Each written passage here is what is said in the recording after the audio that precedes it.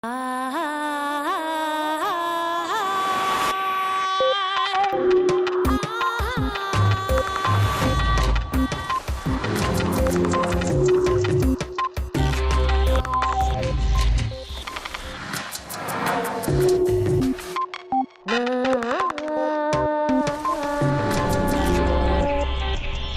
cabe duda de que la realidad es distinta de cómo la vemos. Kia Nobre.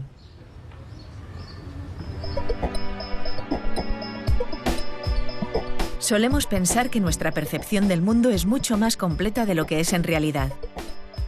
Sentimos que registramos lo que pasa en nuestro entorno al igual que una cámara de vídeo, pero lo que sucede es muy distinto.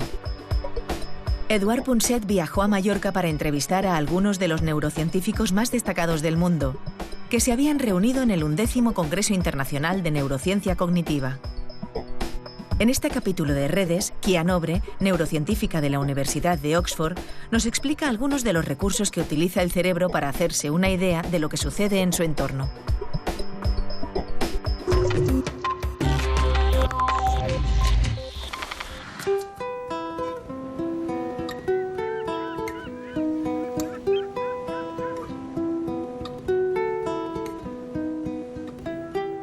Kia Nobre es una neuróloga científica que empezó su vida en Brasil y ahora está en Londres después de haber estado en Estados Unidos, pero en todas partes donde yo he ido habían oído hablar de Kia y habían oído hablar de ella porque es una de las pocas científicas que dedica prácticamente todo su tiempo a analizar y a medir, no solo a analizar, y a pensar sobre ello, sino a medir, a intentar medir el funcionamiento del cerebro.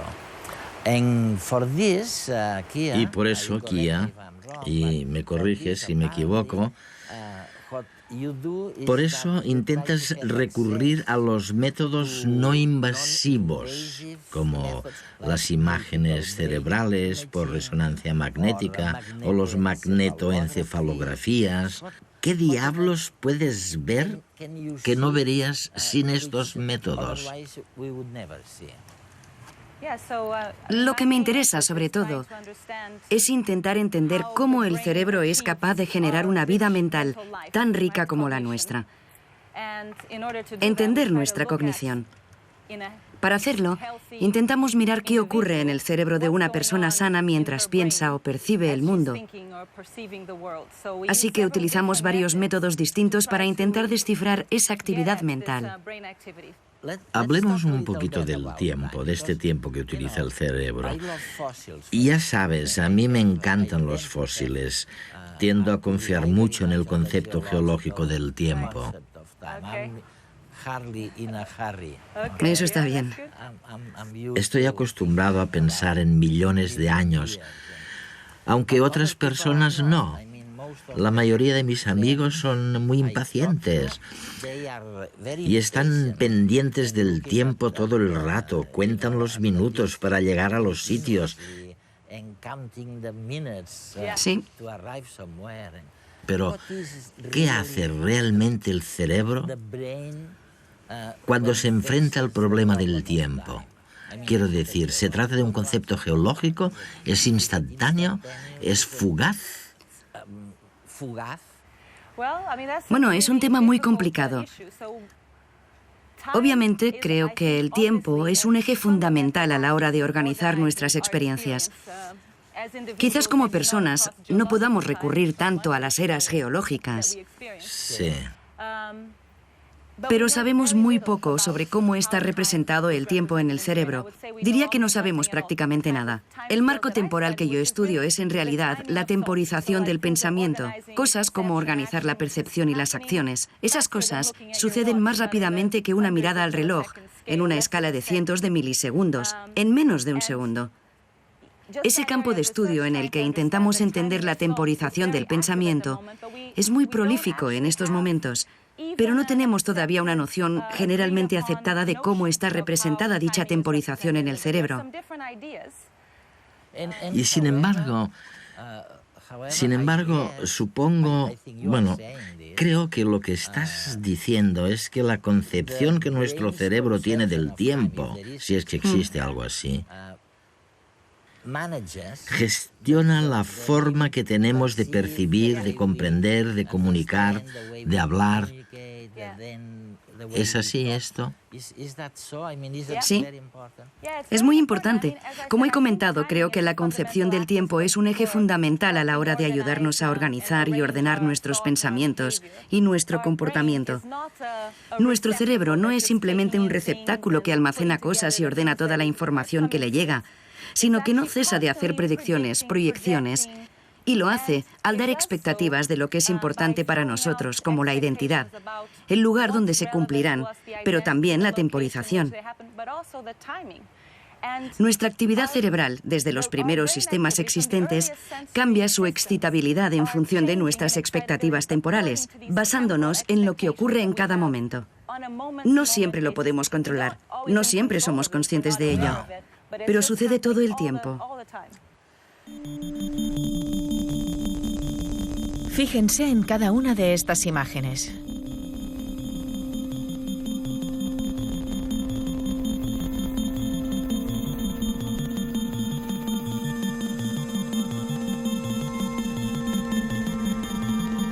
¿Ha estado la imagen de la flor el mismo tiempo que las otras en pantalla? Veámoslo de nuevo.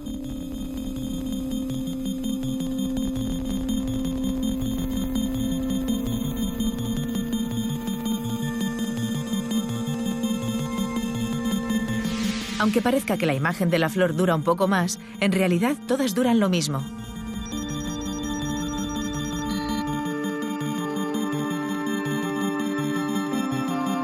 Al cerebro le gusta la variedad, y cuando hacemos que aparezca la imagen de la flor entre la monotonía de las tazas de café, el cerebro fija su atención sobre el objeto nuevo, haciendo que lo percibamos como si hubiera permanecido más tiempo en la pantalla, aunque no sea cierto. El ritmo de las cosas que suceden en su entorno permiten al cerebro valorar el paso del tiempo. Pero esta percepción no es inmutable. En nuestra mente, el tiempo puede parecernos más lento o más rápido según la cantidad de estímulos, lo novedosos que sean y la atención que les prestemos. Todo ello hace variar nuestro recuerdo sobre el paso del tiempo. Por ejemplo, cuando vivimos una situación peligrosa, el tiempo parece alargarse y tenemos esa sensación de que todo pasa frente a nosotros a cámara lenta. En esta situación, nuestro cerebro registra todos los nuevos sucesos que están teniendo lugar segundo a segundo.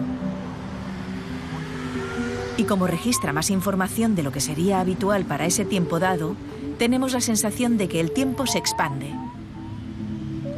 La atención a ciertos detalles también explica que el cerebro tenga problemas a la hora de valorar el transcurso del tiempo durante periodos prolongados. Imaginemos a una persona viviendo en una cueva sin poder percibir la diferencia entre el día y la noche. En esta situación, el cerebro carece de estímulos y tiende a condensar el tiempo y a creer que ha estado menos días encerrado de los reales.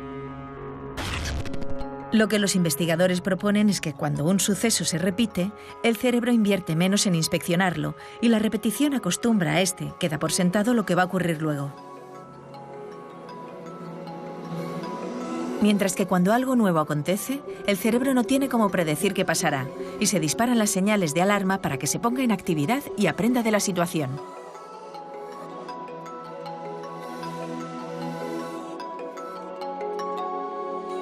El tiempo no es solo relativo en el mundo exterior, sino también dentro de nuestras propias cabezas.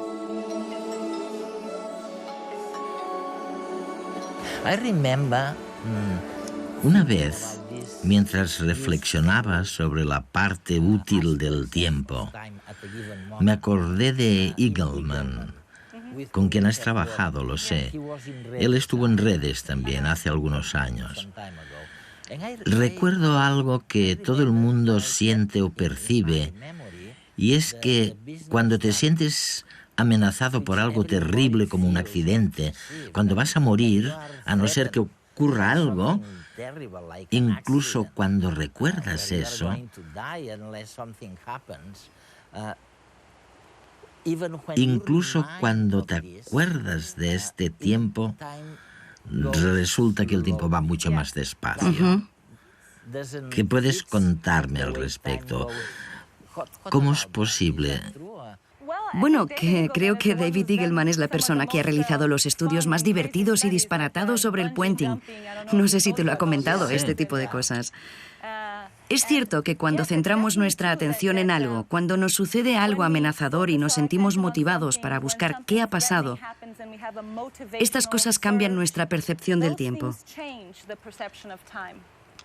Hay muchas otras ilusiones temporales a las que nos enfrentamos constantemente. Las damos por sentadas y no nos damos demasiada cuenta, pero si, por ejemplo, nos fijamos en la esfera de un reloj que se mueve, parece que el reloj se ha detenido un instante y que luego se vuelve a poner en marcha. Está relacionado con el hecho de centrar la atención en el tiempo que se retrasa, en el tiempo que se ralentiza. Y hay muchos casos. Creemos que el tiempo es algo lineal y predecible, pero es algo que moldea nuestras experiencias y el estado en el que nos encontramos como organismos. Es fantástico porque lo que sugieres es que en verdad estamos haciendo predicciones todo el tiempo. Sí. Que el cerebro manifiesta sus propias ideas sobre lo que está ocurriendo fuera. Sí. Y al mismo tiempo, esta proyección se combina con elementos o con informaciones que el cerebro recibe desde el exterior. Sí, sí, así es. Así que todo es muy tenue, muy impreciso, ¿no? Bueno, depende de para qué creas que sirve la percepción. Si piensas en ello como en una forma de obtener una visión fotográfica o cinematográfica del mundo, entonces la verdad es que lo hace fatal. Creemos que tenemos una buena película, pero si la detenemos y ocultamos algunas partes de la escena y preguntamos ¿qué había aquí y allí?, la gente no tendrá ni idea. En general, como mucho, vemos dos cosas en un momento dado. Lo que sucede es que tenemos la sensación de verlo todo porque todas esas cosas son posibilidades, pero no están realmente codificadas. Ahora bien, si pensamos que la percepción existe para ayudarnos a hacer lo que tenemos que hacer, para sobrevivir en este mundo, entonces creo que de hecho es un muy buen sistema. Bueno, el tema es conciliar lo que tú estás diciendo con lo que yo preguntaba hace muchos años a mis amigos físicos, ¿no? Yo les decía, oye, vamos a ver, el mundo real, el mundo exterior, ¿es real? ¿Es tal y como lo vemos? O por el contrario, otras personas me dirían un poquito más lo que tú me estás diciendo.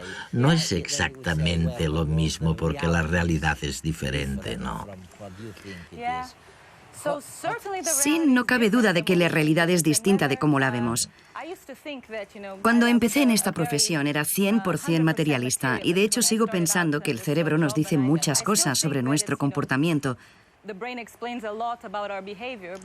Pero cuando nos centramos en esa verdad final, es decir, ¿qué hay ahí fuera, en el mundo real? La pregunta es sesuda. He tenido la suerte de casarme con un filósofo. Por eso en casa me recuerdan constantemente, como decimos en Brasil, que el agujero es algo más profundo. Y ya sabes, las cosas son complicadas y al fin y al cabo puede ser que el mundo no sea nada como lo que percibimos conscientemente. Pero a pesar de todo, podemos estudiar la cognición y su interacción con el mundo, nuestras acciones y el navegar por nuestra existencia de forma casi perpendicular al misterio que esconde esa gran pregunta. O sea, diría que existe un mundo ahí fuera, pero no creo que pueda probártelo. Es fantástico lo que estamos sugiriendo, porque en realidad estamos intentando contestar la vieja pregunta de saber si el mundo que vemos es el mundo que existe, tal y cual, ¿no? Y Kia nos está diciendo, no estoy segura, o sea, no estoy segura, pero en cambio sé que lo que estoy viendo me sirve. Me sirve para mi propia vida.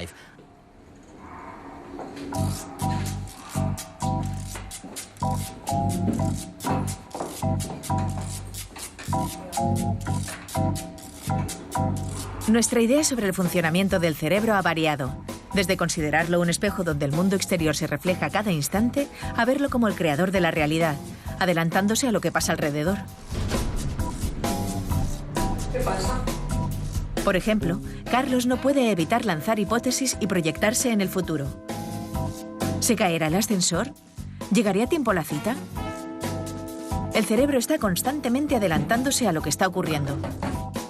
Hola.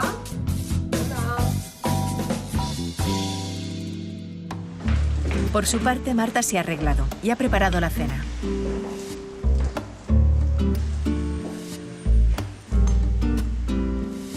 Todo está listo, pero Carlos tarda y ella se impacienta.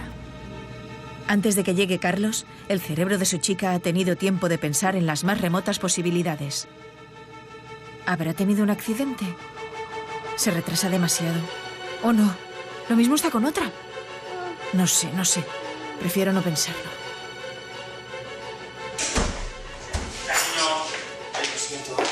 Pero lo ha pensado.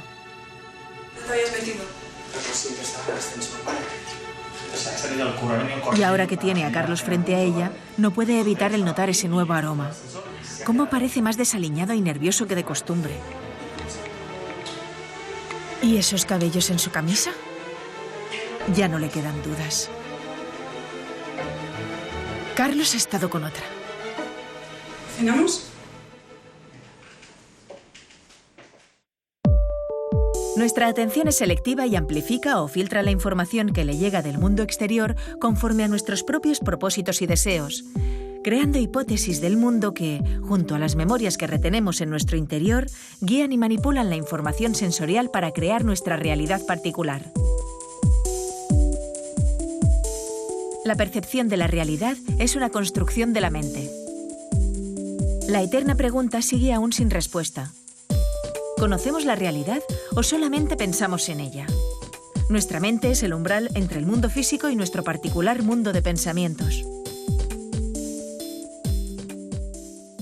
¿Ha habido algún cambio? Quiero decir, un cambio real entre el mundo al que estaban acostumbrados nuestros abuelos, que supuestamente era un mundo con muy pocos objetos y poca atención, al mundo de hoy, al mundo digital, culpable de que reprochemos a nuestros estudiantes que no se concentran suficientemente porque reciben tantos estímulos que son incapaces de asimilarlos?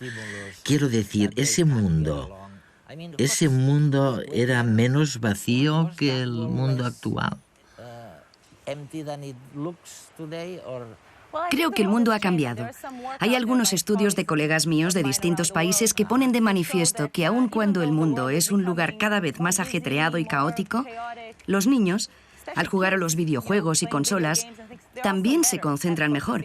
Así que no creo que debamos disculparlos diciendo, es que mis estudiantes, los jóvenes, reciben demasiada información, porque pienso que la formación que reciben les proporciona mejores herramientas para gestionarla.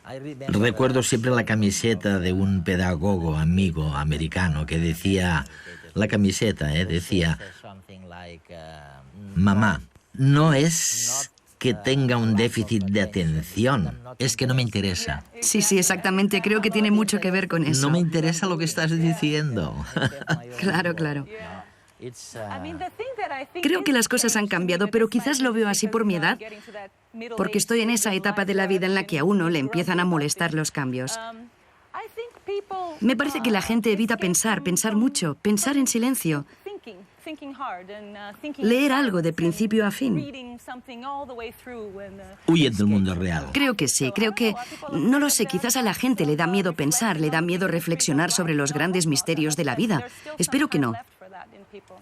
Bueno, los amigos de tu marido, los filósofos, la gente del mundo educativo, hablan justamente del éxodo de la realidad. Sí.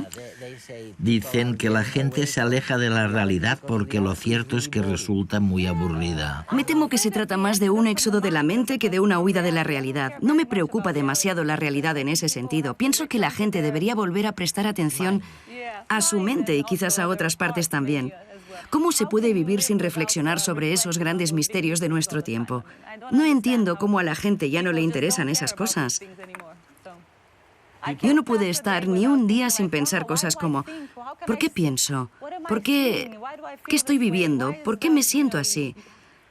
¿Cómo empezó el universo? Son preguntas divertidas. No sabemos qué nos va a ocurrir, así que quizás vale la pena maravillarse ante esos increíbles misterios, ¿no?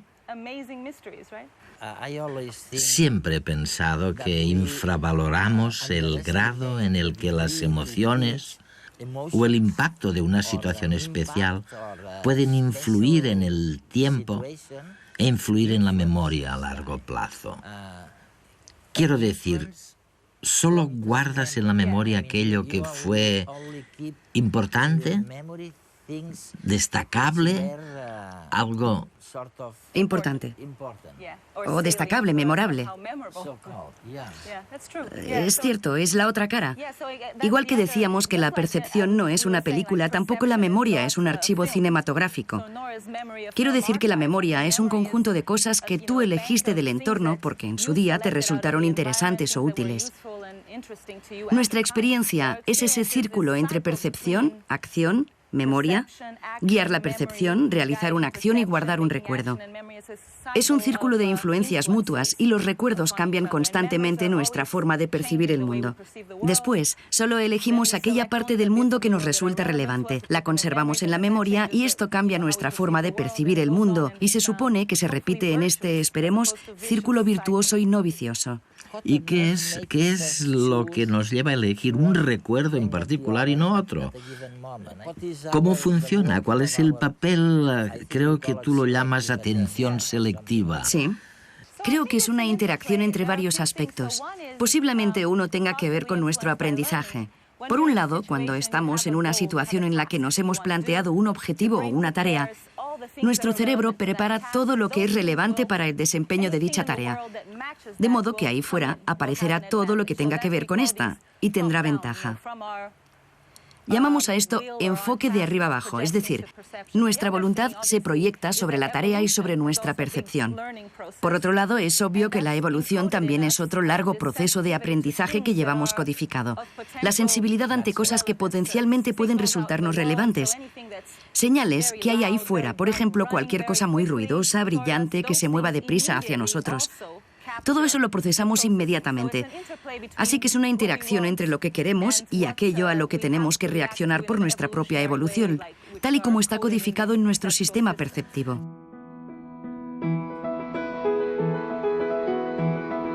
Hay psicólogos y neurólogos convencidos de que el cerebro es una chapuza, mientras que otros piensan que efectivamente es la máquina más asombrosa del universo.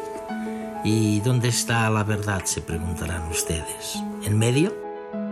Sorprende pensar que el cerebro, un subproducto terco de la evolución, está al mando de la nave y que tiene todo el poder de decisión tanto en lo que se refiere a la gestión de procesos automatizados como la respiración, como de procesos discrecionales y conscientes como cambiar de entorno o de pareja.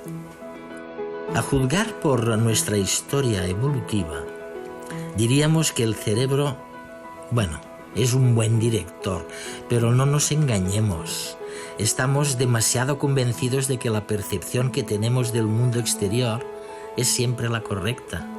Creemos a pies juntillas en lo que estamos viendo. Y la verdad es que no hay nada más incierto. No podemos fiarnos de la imagen que el cerebro nos brinda de la realidad. La paradoja está en que sí podemos fiarnos, en cambio, de la intuición.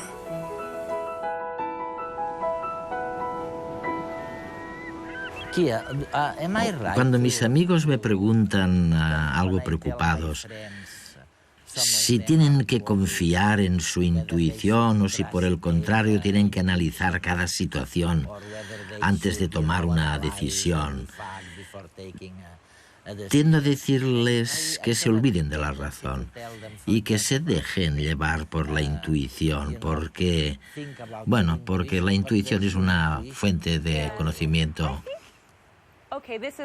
Creo que sí, no te voy a contestar con una respuesta contrastada, pero pienso que nuestra intuición es el resultado del largo proceso de aprendizaje de nuestra adaptación. Y probablemente sea más útil que el pensamiento formal. Pero, por supuesto, creo que en algunos casos el pensamiento formal también ayuda.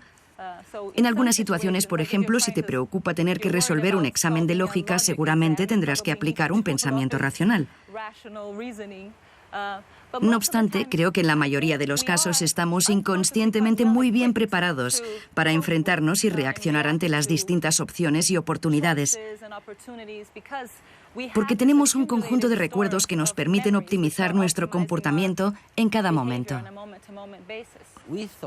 La verdad es que no sabíamos nada sobre el cerebro hasta hace muy poco, hasta hace muy pocos años.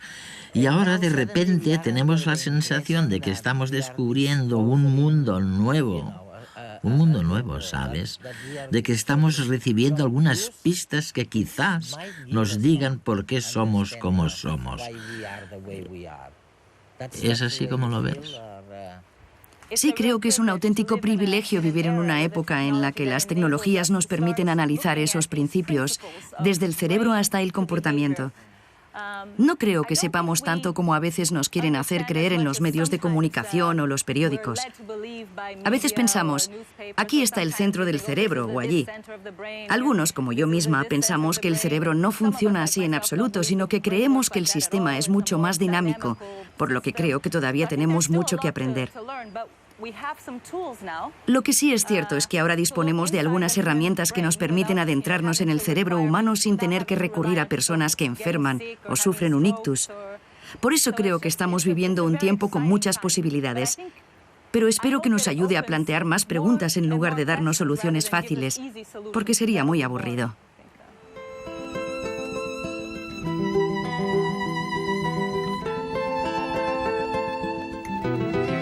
El tiempo es un eje fundamental a la hora de organizar nuestras experiencias. Kia Nobre.